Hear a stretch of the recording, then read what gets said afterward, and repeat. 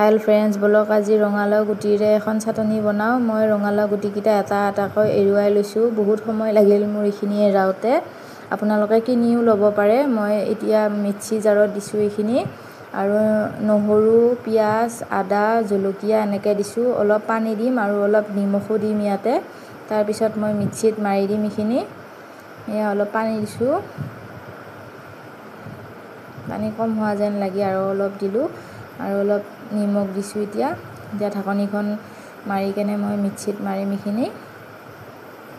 আপোনালোকে খাই চাবচোন বাৰু, বহুত ধুনীয়া লাগে খাই, আৰু জনাসকলেতো জানেই আৰু। এয়া হৈয়ে গ'ল। এতিয়া এইখিনি উলিয়াই ল'ম ইয়াৰ পৰা। এয়া উলিয়াই লৈছোঁ। এতিয়া মিঠাতেল অলপ দিছোঁ। মোৰ মিঠাতেলখিনি পেৰা তেল, সেইকাৰণে কালাৰটো অলপ কম। এতিয়া হৈয়ে গ'ল আৰু মিঠাতেলখিনি লৰাই কেনে এতিয়া খাব পৰাই হ'ল। আপোনালোকেও খাই জনাবচোন কেনে পালে। আজিলৈ বাই বাই।